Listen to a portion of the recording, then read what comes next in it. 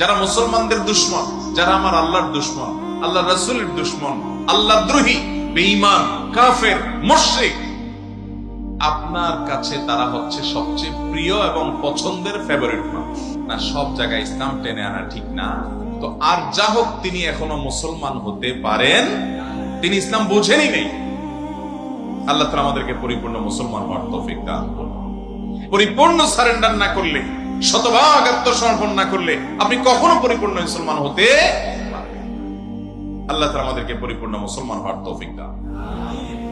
ভাইরা আমার, খেলার নামে আমরা যা করছি আজকাল, সেগুলো অনেক ক্ষেত্রে আমাদেরকে ইসলাম থেকে শুধু দূরে সরাচ্ছে না, নিজের অজান্তে আল্লাহদ্রোহী, হারাম এবং আল্লাহর অভিশাপ এবং গজব নাজিল হওয়ার কর্মকাণ্ডকে দুনিয়াতে প্রতিষ্ঠা করার জন্য যারা সংগ্রাম করছে, শয়তানের বাহিনী বলা যেতে পারে, তাদের ভক্তি করছে আমাদের মুসলমানের সন্তানরা। তাদের ভক্তি করছে মুসলমানের সন্তানরা, জানে না কার ভক্তি করছে, কার ভক্ত হচ্ছে, কার ফলোয়ার হচ্ছে, কার সাপোর্টার সে হচ্ছে। মুসলমানের আবেগ বিবেক এত সস্তা। এগুলো বললে অনেক যুবকরা বলে সব জায়গায় ইসলাম টেনে আনা, সব জায়গায় কোরআন হাদিস টেনে আনা ঠিক না। খেলার মধ্যে আবার কিসের ইসলাম টেনে আনা? খেলার মধ্যে ইসলাম আছে না নাই? ইসলাম নাই এমন কোন জায়গা আছে? আপনি যখন খেলাধুলা করবেন, ইসলামে খেলাধুলাও আছে। আপনি কিভাবে খেলাধুলা করবেন, ইসলামে সেটা বলা আছে। আপনি নিজে খেলাধুলা করেন বা কেউ মাঠে খেলাধুলা করছে, আপনি সেটা দেখেন। সেখানে যদি হারাম কিছু না থাকে, সেখানে যদি সতরম মুক্ত করা না হয়, সেখানে যদি জুয়া না থাকে, সেখানে যদি চোখের জেনা না হয়, সেখানে যদি নামাজ ইবাদত বন্দেগী নষ্ট হওয়ার মতো নেশা এবং মাতলামি তৈরি না হয়, তাহলে সেই খেলা খেলাতে, সেই খেলা দেখাতে কোনো অসুবিধা নেই। কিন্তু আপনি যেই খেলা দেখছেন, এই খেলা প্রতি সেকেন্ডে আপনার চোখের জেনা হচ্ছে কি হচ্ছে?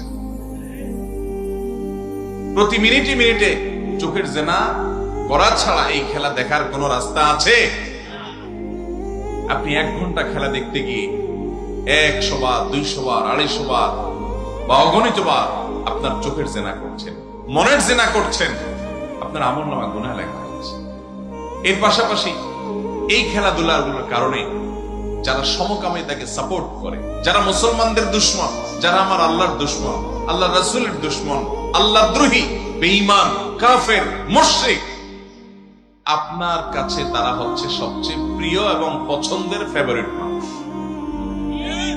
মুসলমানের আবেগ বিবেকের দাম এত সস্তা, এত মূল্যহীন, কিয়ামতের ময়দানে আল্লাহ রাব্বুল আলামিনের কাছে জবাবদিহি করা লাগবে। ভাইরা, এই ভালোবাসা আমরা কাদেরকে দিচ্ছি?